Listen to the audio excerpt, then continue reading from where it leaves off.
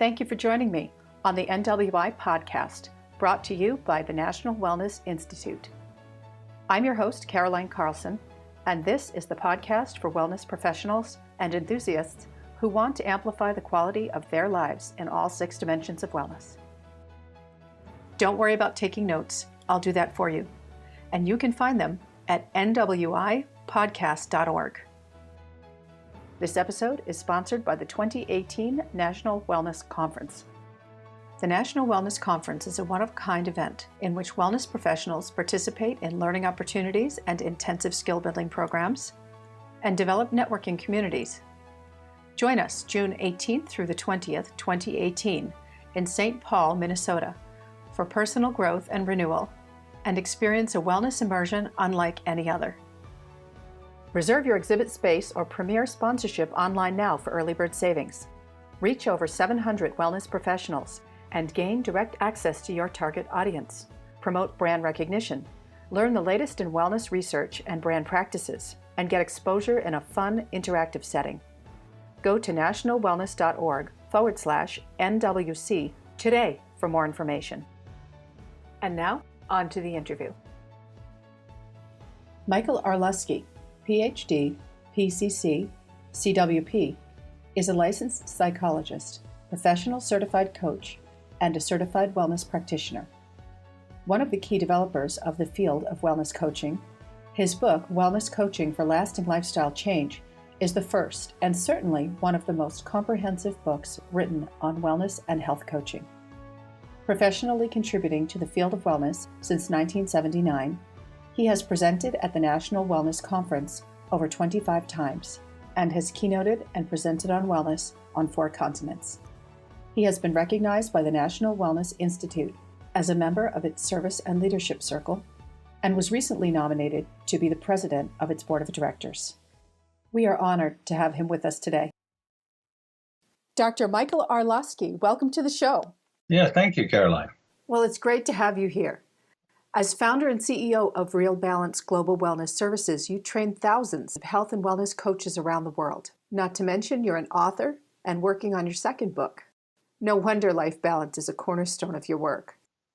Yeah, it's quite a task just on the personal level for any coach to do that work-life balance thing, especially when you're self-employed like I am. But it also teaches you what your clients are up against, what people out there all over the place struggle with when it comes to making lasting lifestyle change. That's true, and also what it takes to be in business for yourself.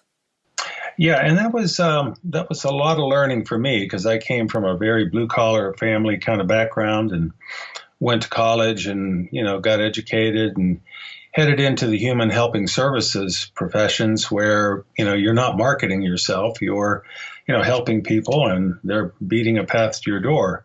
It's very different when you have to reach out and, present yourself to the world and say, here's what I have to offer. How did you bridge that gap? Well, it was a long, tough journey, a lot of learning the hard way kind of thing.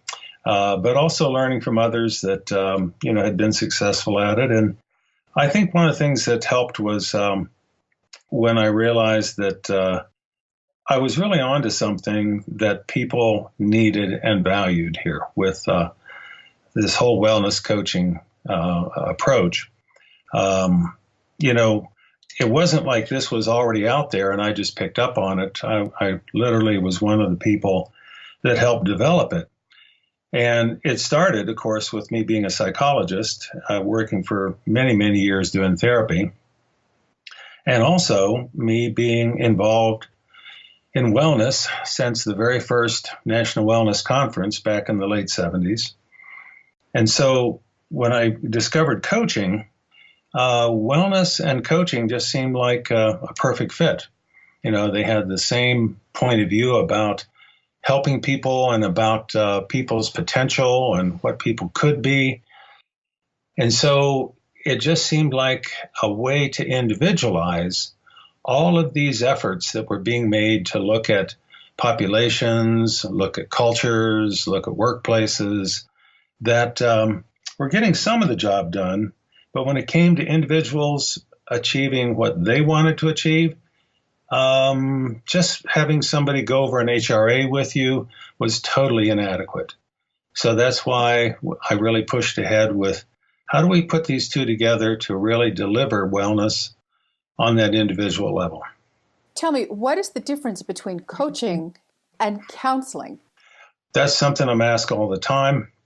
And because people really aren't so clear about coaching at this point. Maybe some people have had an experience with a business or life coach, and some of those experiences are excellent, well-trained coaches, and some of them are self-proclaimed coaches that are doing something that I wouldn't really call coaching, and not many of my professional colleagues would either.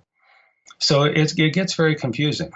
But bottom line, coaching is, I love the saying that coaching is not a helping profession, it's an assisting profession. That is, my job is to assist you to achieve what you want to achieve in life, whether that's better health and wellness, whether that's better performance in your work, whatever it might be. Counseling is more consultation.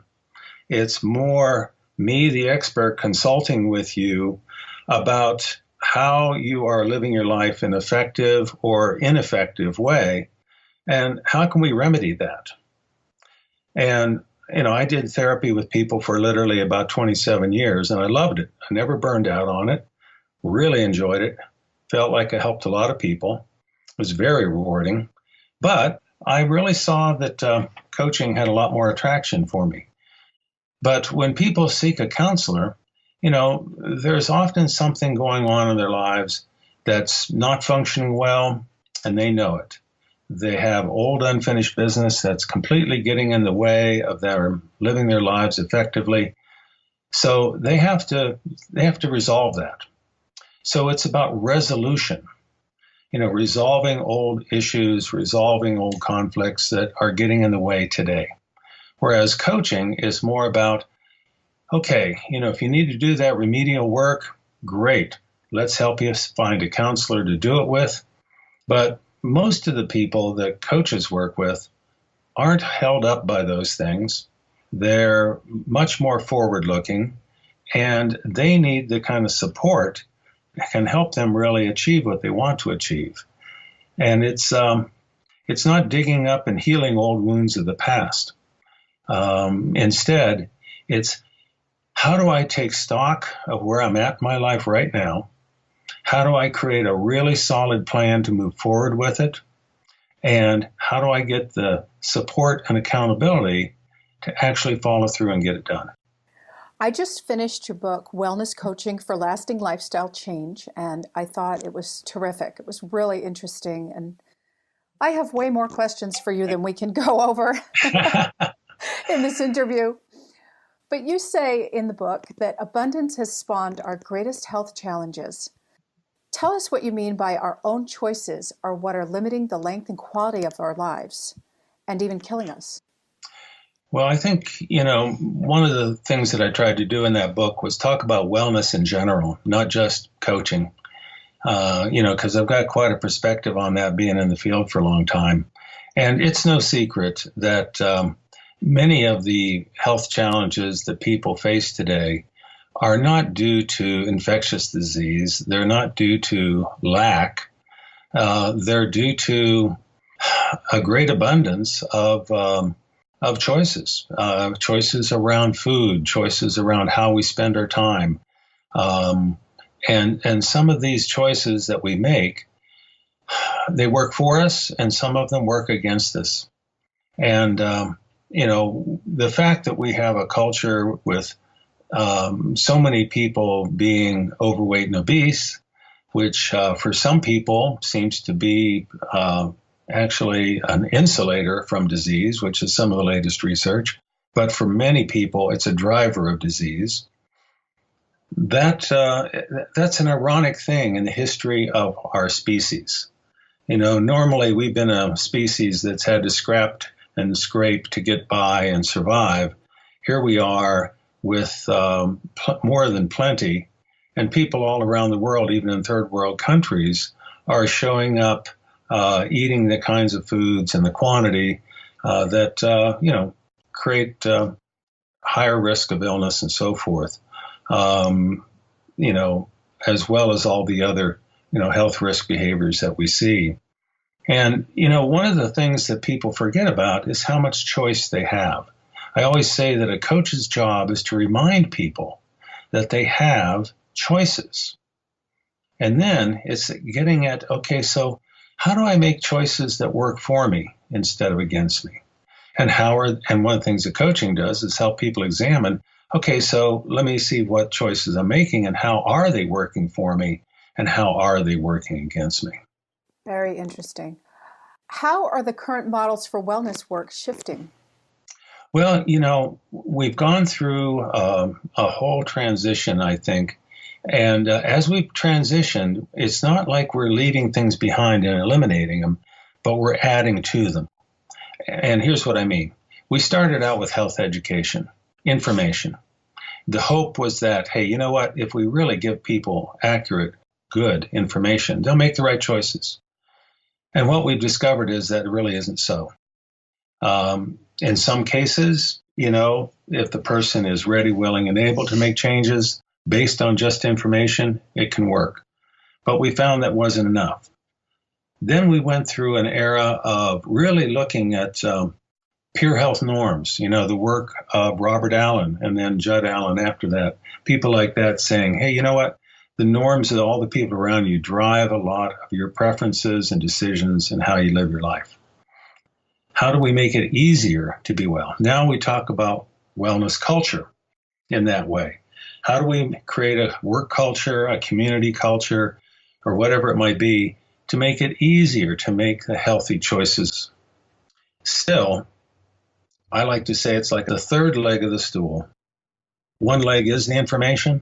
One leg is the culture and the access to health and wellness and good food and safe places to walk and exercise. But the third leg of the stool is a way to individualize it for that person. Because someone can have access, someone can have information, and they still don't live a very healthy life, and they make choices that work against them.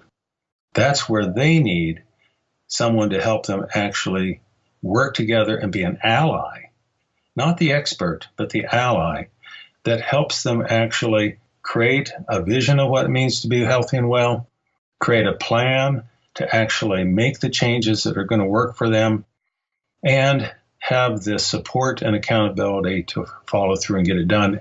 Plus, work through the barriers that inevitably come up. I mean, most people, I really believe, know how to be well. Most people, if you walked up to them on the street and said, what are 5 things, 3 things, whatever it might be, that you can do to be healthy and well, they're going to name them. Boom, boom, boom. Then you hit them with, well, why don't you do it? And they laugh, and, that's where they're not even sure. Well, it's not about that. It's usually barriers that get in the way. Matter of fact, something I teach a lot of our students is many of your clients have already been successful at lifestyle improvement. And then something in their life happened. Somebody lost the job, somebody's teenager got pregnant or in trouble with the law or who knows what. Maybe somebody got into a divorce situation, so forth and so on. And the person went back to old habits. Whatever they were doing to be healthy and well, they're no longer doing. And now they're smoking again. Now the weight's coming back on. Now they're stressing themselves out again. And away we go. So you need all 3 legs of the stool. And that's what's starting to shift in wellness programs and has been for quite a while. It's really been a paradigm shift to see that we have to have a way to individualize wellness. Yes, I can see what you're saying. You're accompanying them on more of a journey than an arrival at one fixed point. Yeah, they're even the concept of wellness, it totally comes out of Maslow's concept of self-actualization. It's not like you arrive there one day and you're done. Well, you quoted psychologist Abraham Maslow as saying, safety needs are prepotent over growth needs. In order for people to maximize their human potential, it sounds like they need to shift from deficiency needs to being needs. How can coaches help clients to make the shift? Yeah, something I got turned on to many years ago was the whole, what we used to call the third force in psychology, and that's humanistic psychology, the work of Maslow, Rogers, Virginia Satir, people like that. And Maslow in particular, I found a lot of value in. And my first chapter in the book is entitled Toward a Psychology of Wellness, a little homage to his famous book, Toward a Psychology of Being. And what he's talking about there is, a reality for everybody. We need to feel safe. We need to take care of our basic survival needs, all of that. And, coaches actually have to meet people where they're at. When your client goes through a major health challenge, they're all about survival. You got to talk to them about that. And you got to meet them at the bottom of that Maslow pyramid and help them work their way up.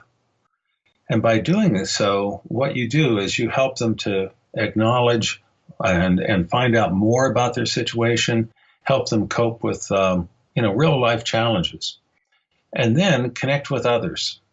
That's that social support connection kind of level that helps people ascend that pyramid. And as they get those needs met, in Maslow's way of thinking anyway, the idea is that then we can pay more attention to what it means to really look at meaning and purpose in our lives. Really look at how do I have motivation that just comes from within, that drives me forward and helps me make the best life I can possibly make. So what coaches do is use an approach that, for 30 years before the positive psychology movement came along, coaches were doing positive psychology. And it's been great to have that movement validate what we've been doing. It's always been that strength-based positive approach.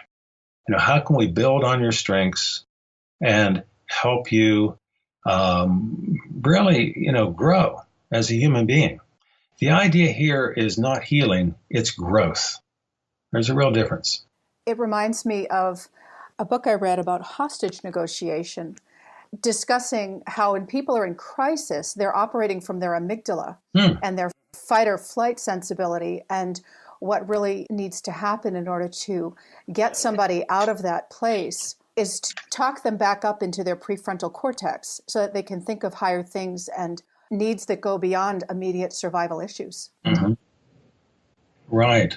And actually, one of the strategies that coaches use to do that is to help people make really small, concrete steps that are actionable, they're doable, they're realistic. It's the good old SMART goals and that kind of thing, and break it down into something irrefutably easy to do to start with. That really helps people bypass the amygdala, fight or flight kind of fear response when something seems overwhelming. I mean, really, when you think about it, you've got a client that needs to lose 100 pounds. Hey, if they keep staring at the image of 100 pounds, they're not going to do anything. But if you talk with them about, hey, let's work on 2 pounds a week. Let's just work on 2 pounds. Okay, now maybe that's possible. I can entertain that idea. Sure.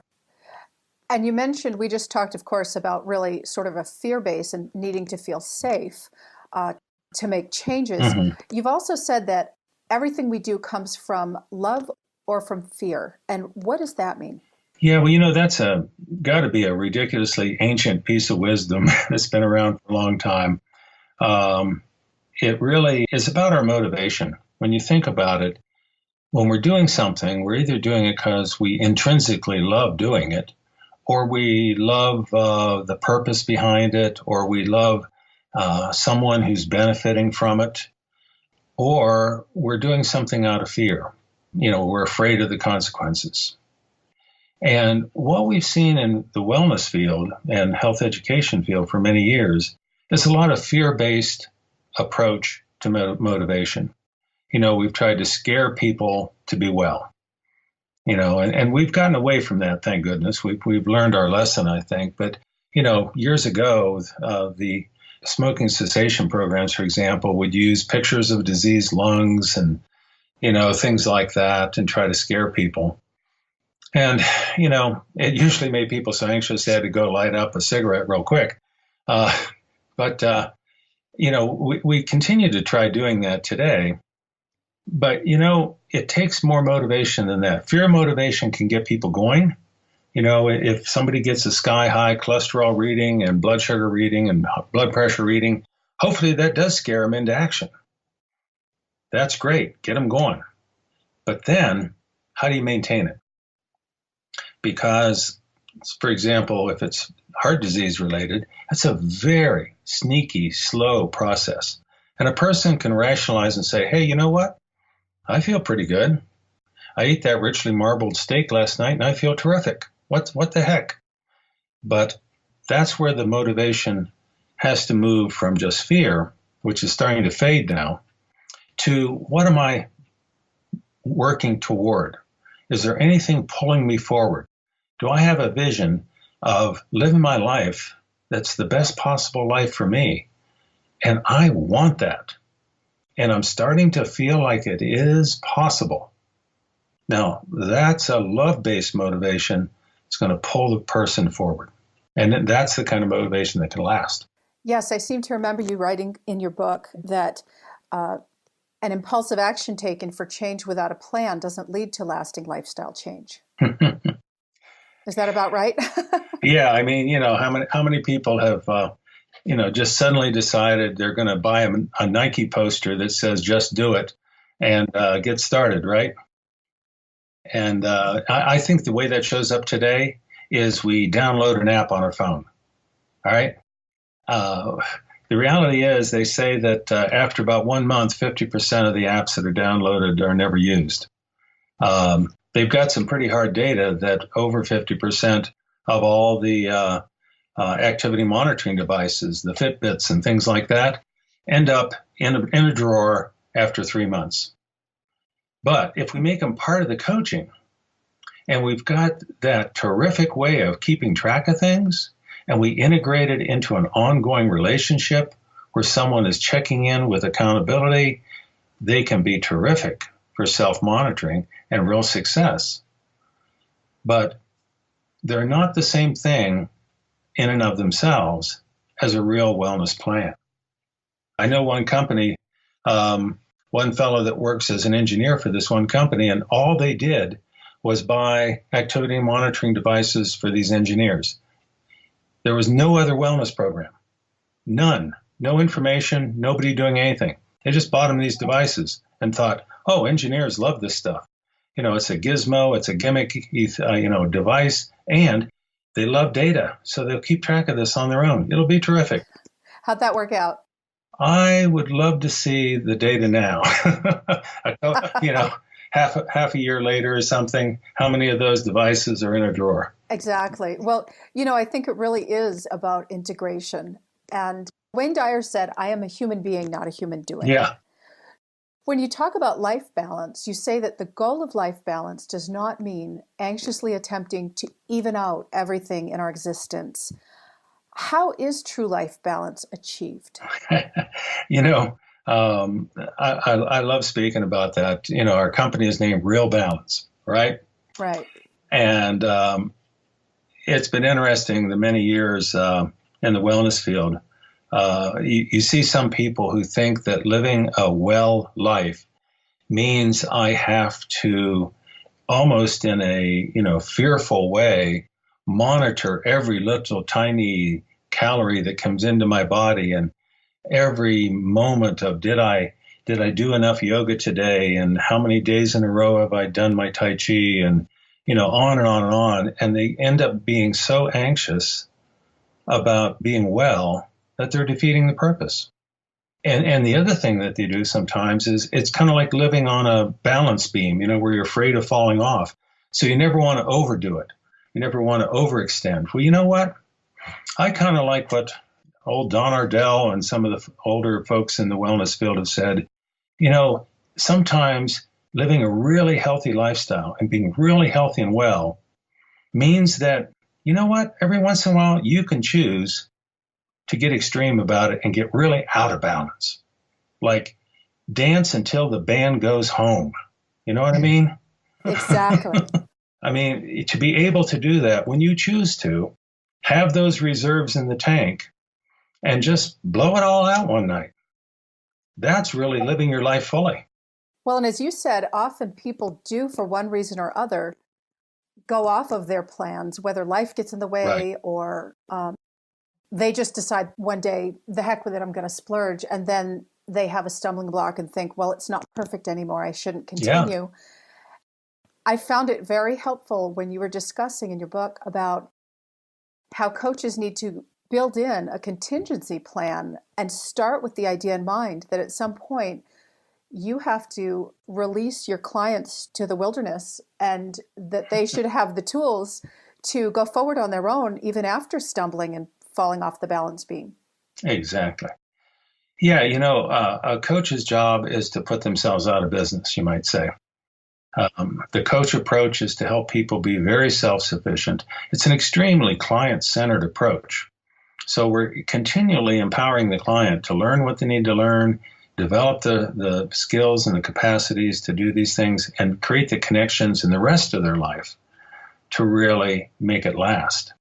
That's one of the big emphasis that we have in the training that we do is what we call coaching for connectedness, where we're continually asking when somebody wants to set up an action step, okay, who else in your life can support you in this? Not just me, the coach, but who else in your life? Whether it's a friend, a neighbor, someone in your family, a four-legged fitness trainer, people that walk dogs are healthier than those that don't overall, that kind of thing. Or a group. Whether it's the Audubon Club that goes out for hikes, or it's the church that you attend that provides community and brotherhood and sisterhood. What are the other sources of support? That's what we really are asking people to look at. How can I build that so that lasting lifestyle change actually lasts? On that note, I just want to mention 2 years ago at the Wellness Conference, National Wellness Conference, there in St. Paul, I presented a program on lasting health behavior change. And I did a whole bunch of work digging up literature about it. And I discovered this consortium that had done a huge literature review and also funded about 21 studies on how do you make lasting change. And it really, all they could conclude, most of their studies, they said, were very inconclusive, way too short term. The main 2 points they could conclude was lasting lifestyle change would happen, one, if a person had a shift in self-concept. That is, I see myself as a different person now. And number 2, community and environmental support for those changes. Those were the 2 factors that, of everything they looked at, they could pretty much say, yes, those 2 things can make lasting lifestyle change. It's interesting you say that because those are 2 of the primary ingredients in 12-step programs. Yeah, that's true too. They were onto something there. I think they were. Mm-hmm. Talking about life balance and people learning to really not take themselves too seriously when they make all of these changes and making it into such a heavy burden to maintain that it doesn't go forward. How hard would you say it is to get grown adults to incorporate playtime back into their lives? It's interesting. One of the first things that most coaches do is have somebody use a really simple tool that we call a wheel of life. And all you do is look at these different dimensions of your life and rate how satisfied you are. And one of the dimensions is fun and recreation. And it's amazing how many times people rate that low and they really want to talk about it. Until they took a look at that and considered it, they said, you know, I have really been letting that part of my life go.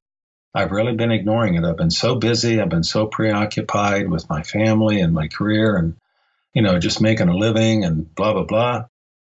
You know, it's been so long since I have gone out, canoeing or kayaking, or so long since I've done whatever it was that I used to do that I used to love and just have fun.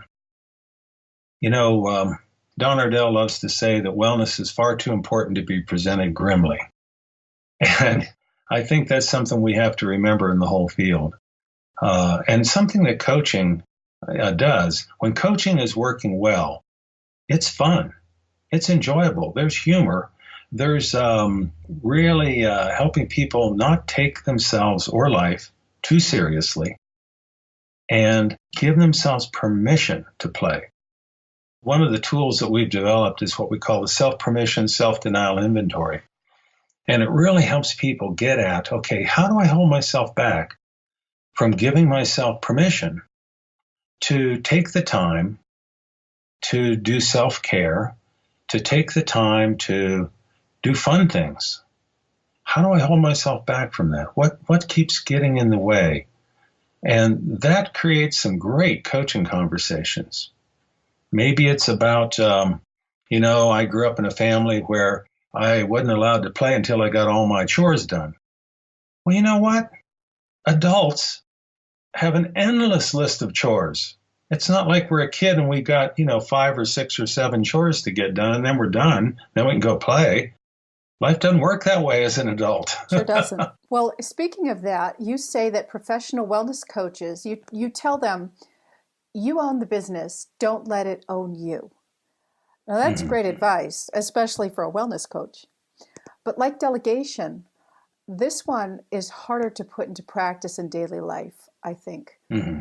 Do you have any advice on how the coaches can practice what they preach? Yeah, a lot of coaches work for companies. They work for insurance companies, disease management companies, wellness programs, corporate wellness programs, employee wellness programs, and so forth. And maybe in some of those jobs, there's a quitting time and you can go home and relax. But when you're self-employed, I love the old joke that it's only half-time work. You can work whatever 12 hours a day you want to work. And it's true. You have to set your own boundaries. And that's what's really tough. Part of it is getting past your own fear and having enough confidence in yourself that, you know what? I don't have to work 52 weeks in a year. I can work 48 weeks and make a living that's satisfactory. Or, you know what? I don't have to work 60, 70 hours a week. I can work 40 or 50 and, get it done. Coaches sometimes need other coaches to help them do that, especially when they're transitioning into being self-employed. Not everybody comes out of an entrepreneurial background. I certainly didn't. Exact opposite. Not everybody has that entrepreneurial get up and go mindset. And people who do sometimes set themselves up for burnout anyway. So it's really a challenge to be self-employed and develop your own wellness business. We've actually developed a course now, finally, in how to help people to do that. But, it's really a challenge to achieve that balance. But it's so important that coaches be able to do that because, when we're modeling to our clients, they pick up on things that we had no idea we were coming across the way we were coming across. If they pick up that we're an anxious, driven person, it's very different than that patient coach who is centered and grounded and totally right there with their client. That's very true. People pick up more on body language than the words actually spoken. Oh, yeah. And even if it's on the phone, the anxious coach is kind of pushing the conversation off, cutting somebody off, not listening thoroughly, speaking too rapidly. People pick up on it. People are very perceptive. We never want to shortchange them on that credit. Well, I have heard that you are working on another book. Can you tell us about it? Oh, absolutely. Yeah, this book, it's got a working title of it, Advancing the Craft of Health and Wellness Coaching. And what I wanted to share was where my expertise is. Okay, I'm not employed by a university. I'm not a researcher. I'm a practitioner. And I like to think I'm a craftsman. And there is plenty to learn about the science of behavior change. And we have a lot of wonderful people, sharing that information with us every day, whether it's, behavioral psychologists or neuroscientists or whatever. But my expertise is in how to sit down, either in person or on the phone, and work with a small group or with an individual and help them really achieve what they want to achieve. And the way you do that is not a formula. It's not a bunch of SMART goals. It's not a script. It's a very holistic approach that is the art side of the art and science of health promotion. We're always talking about the art and science, and usually we say, yeah, but let's hear about the science. Well, I want to talk about the art and the craft. How do you become not competent, not even proficient, but masterful at coaching? How do you take it to that higher level? Quite frankly, coaches are going to get bored in their own career if they don't do that. Yeah, it's really incorporating both sides of the brain. Exactly. There's that creative part. Matter of fact, the best coaching is often something spontaneous and creative. One of the best things I ever heard from D. Eddington was, if you only do evidence-based, you will never innovate. Now think about that. See, a fledgling field like wellness coaching, we're so worried about being accepted that we think we have to back up everything, every single thing we say and every single thing we do with, 5 journal article references. And the reality is, we're never going to get anywhere forward if we're not innovating. And reality is that coaches are very innovative. They're very creative. And the lovely thing about coaching is that nobody dies in wellness coaching. We're not like a surgeon that has to follow absolute best practices and evidence-based everything about where to slice and dice. In coaching, we can experiment. We can try things that don't work, and it's fine. We can back up and say, okay, that didn't work so well. Seemed like that didn't really catch any energy here or get anywhere. Let's try something different here. We can do that. And it allows us to really customize every session, to really meet every individual exactly where they are, instead of doing a one-size-fits-all. Yeah, it's a lot more intuition incorporated in there. Yeah, but it's intuition that's based in theory and in all that research. I always say that theory lets you think on your feet. You need to know that stuff. You need to study it. But you don't sit there and say, oh, well, according to self-determination theory, this person is obviously expressing needs for autonomy. I need to address that more. You don't think that. But if you know that stuff and it's heading in that direction, you start asking questions about autonomy because it's in your bones. You know it. That's what allows you to be a great coach, not just an okay one. Yes. Well, can you tell our listeners how they can find out more about you and your current book and the one that you're working on? Yeah, absolutely. My book, Wellness Coaching for Lasting Lifestyle Change, is published by Whole Person Associates. And you can take a look at wholeperson.com. And you can also, of course, find it all over Amazon, Barnes & Noble, and everything else. It's, one of the best-selling books in the whole wellness coaching field. The new book I am anticipating will be out somewhere in the first half of next year.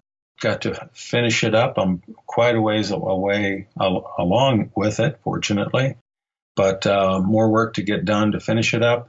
But I'm under contract with my publisher to get it out there, again, through Whole Person. And the biggest work, though, that we do is the wellness coach training itself. And realbalance.com is our website, just simply one word, realbalance.com. And you can find all the information there about the fully interactive webinars that we do on a regular basis, and also live trainings that we do all over the country and all over the world. I'm actually going to be going to China for the second time here to do an advanced training in Shanghai and some other promotional work in Guangzhou and Beijing. We're going to be doing more training through some of our partners that are out there, like the Institute for Health Sciences in Ireland that offers our courses.